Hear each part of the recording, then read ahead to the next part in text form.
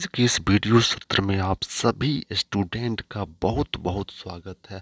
I hope कि आप सभी बच्चे घर पे कुशल होंगे, आनंद में होंगे। पिछले वीडियो में हमने जो शिक्षण एवं शोध अभियोग्यता को पढ़ा, उसके आगे हम लोग शिक्षण की प्रकृति और शिक्षण की प्रक्रिया को पढ़ने जा रहे हैं। हाल के दिनों में जो टीचिंग से रिलेटेड एग्ज़ाम हुए हैं, चाहे वो बीपीएससी टीआरई हो या स्टेट का एग्ज़ाम हो, उसमें शिक्षण अभियोग्यता के प्रश्नों का बहुत बड़ा योगदान है।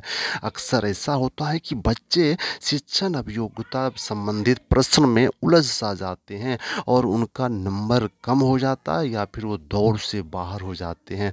इस वीडियो में हमने प्रयास किया है कि सारे शिक्षण अभियोग्यता के जितने भी चैप्टर हैं उसको विधिवत कॉन्सेप्ट क्लियर किया जाए। उसके बाद अंत में हर चैप्टर के अंत में जितने भी ऑब्जेक्टिव प्रश्न का संग्रह है वो आपके सामने रखा जाए, ताकि आगे आने वाली परीक्षाओं में जिसमें आप शामिल होंगे आपका सीट न कन्फर्म हो सके। तो इसी कड़ी में बच्चों, पिछले वीडियो में हमने पढ़ा कि शिक्षण के आधार क्या हैं। हमने कुछ विद्वानों के नाम को पढ़ा, जिसमें मॉरिसन, गेज, ब्रूबेकर आदि का नाम प्रसिद्ध है।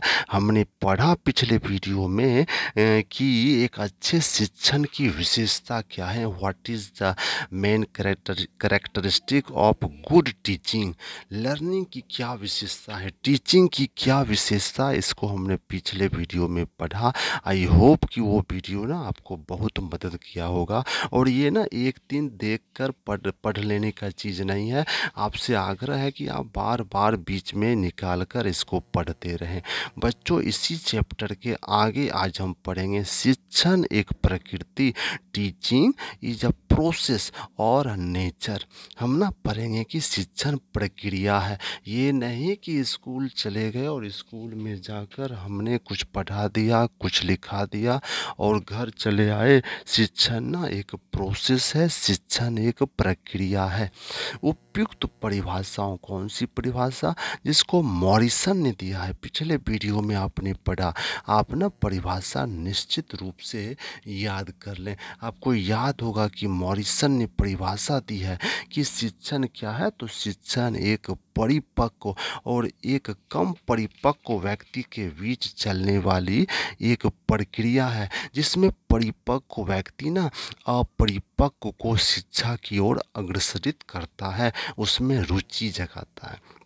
तो बच्चों, उपयुक्त तमाम परिभाषाओं के आधार पर शिक्षा शास्त्रियों ने शिक्षण प्रकृति के संबंध में अनेक बिंदु, अनेक पॉइंट बताया है कि शिक्षण क्या है।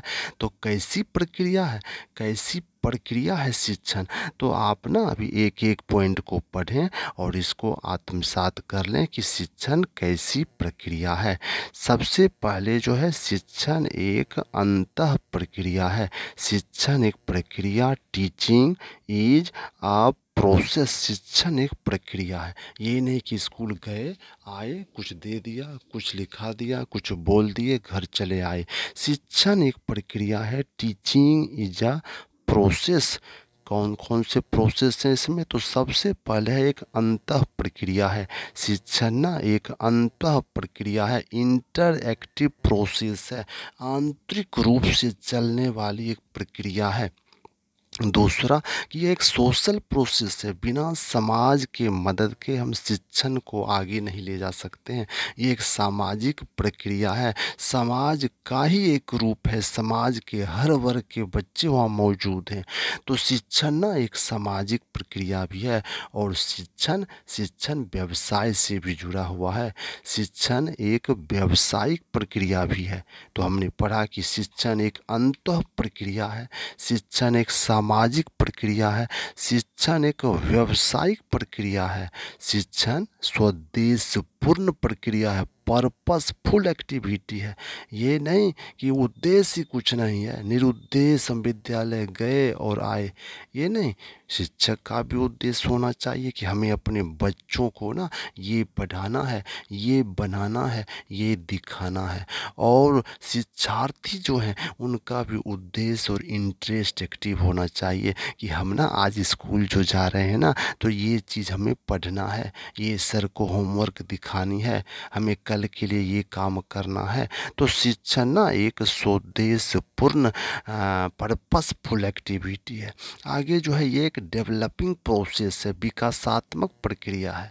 ये जड़ नहीं है, इसमें डेवलप्ड होती रहती है, विकास होता रहता है। एक कमज़ोर बच्चा है, वीक है, और उसके बाद धीरे धीरे उसकी रुचि अगर जागृत हो रही है तो पहले थोड़ा तेज, उसके बाद और तेज बनेगा।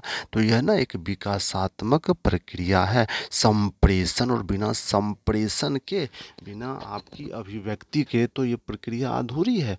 शिक्षक भी बोल रहे हैं, बच्चे भी जवाब दे रहे हैं, सुन रहे हैं और फिर उसको प्रस्तुत कर रहे हैं, यही संप्रेषण प्रक्रिया है। तो संप्रेषण प्रक्रिया है शिक्षण, और आमने सामने होने वाली प्रक्रिया है, फेस टू फेस एक्टिविटी है। ये शिक्षण जो है ना आमने सामने होने वाली प्रक्रिया है, जिसको सामने शिक्षार्थी है, शिक्षक है, या आमने सामने होने वाली एक्टिविटी है, फेस टू फेस एक्टिविटी। और शिक्षा शास्त्रियों ने बताया कि ये ना उपचारात्मक विधि है, प्रिस्क्रिप्टिव मेथड है। ये शिक्षण प्रिस्क्रिप्टिव उपचार है, ये उपचार है। बच्चों को उपचार किया जा रहा है, उसको निदान प्रस्तुत किया जा रहा है उनकी समस्याओं का। तो यही हुआ उपचार, उपचारात्मक विधि। और ये एक तार्किक क्रिया है, बिना लॉजिक का, बिना तर्क का एक उद्देश्य मिल ही नहीं सकता। बच्चे तर्क प्रस्तुत करेंगे किसी विषय पर, शिक्षक उसको और विश्लेषित करेंगे, उसका सही आंसर देंगे। तो तार्किक क्रिया है शिक्षण। मापन योग्य मेजरेबल एक्टिविटी है।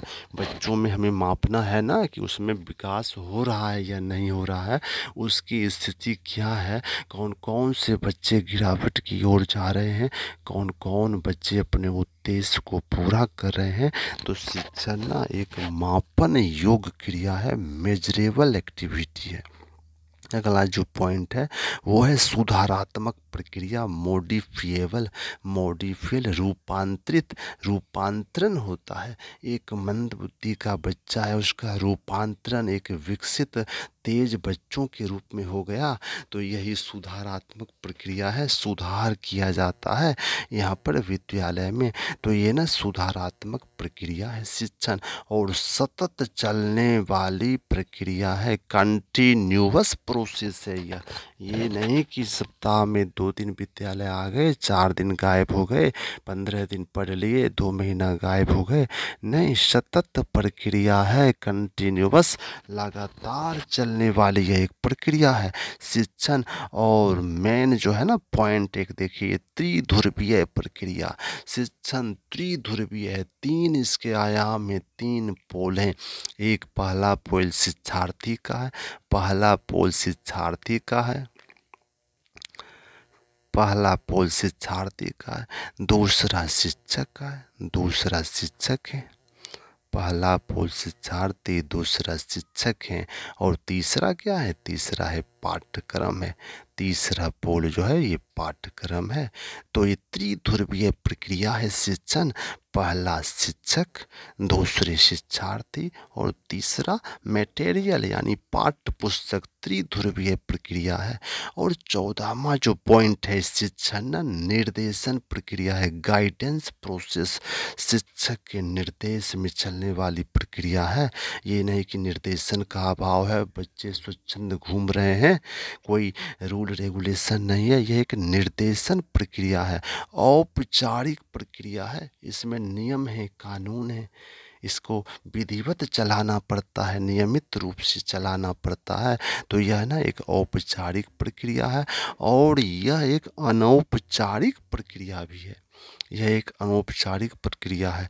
तो बच्चों, इस तरह शिक्षा शास्त्रियों ने उपयुक्त परिभाषाओं के आधार पर शिक्षण को 16 प्रक्रियाओं में बांटा है। आई होप कि आप ना बार बार इन प्रक्रियाओं को पढ़कर याद कर लेंगे, आत्मसात कर लेंगे, और इस वीडियो को बार बार देखेंगे। कल का जो वीडियो होगा वो शिक्षण के प्रकार, टाइप्स ऑफ टीचिंग पर होगा। वेरी वेरी इंपॉर्टेंट होगा कि टीचिंग के टाइप्स क्या हैं, शिक्षण के प्रकार क्या हैं। बच्चों, उम्मीद है कि यह वीडियो आपको हेल्पफुल होगी। आप इस वीडियो को बार बार देखें। अगर अच्छा लगा हो तो आप इसको लाइक करें, अपने दोस्तों से भी शेयर करें। और मेरे चैनल को अभी तक अगर आपने सब्सक्राइब नहीं किया है तो निश्चित रूप से सब्सक्राइब करें, क्योंकि पूरे शिक्षण अभियोग्यता से संबंधित पूरे शिक्षण एवं शोध रिसर्च एप्टीट्यूड का जितना भी चैप्टर है उसको विधिवत इसी तरह कॉन्सेप्ट वाइज और ऑब्जेक्टिव क्वेश्चन जो होगा उसके संग्रह के साथ आपके सामने प्रस्तुत किया जाएगा। एक बार फिर हम आपसे उम्मीद करते हैं कि आप हमारे चैनल को सब्सक्राइब निश्चित रूप से करेंगे और लाइक भी करेंगे और अपने दोस्तों से शेयर भी करेंगे। इसी के साथ आज की वीडियो समाप्त कर रहे हैं। बोलिए मेरे साथ एक बार, जय हिंद, जय भारत।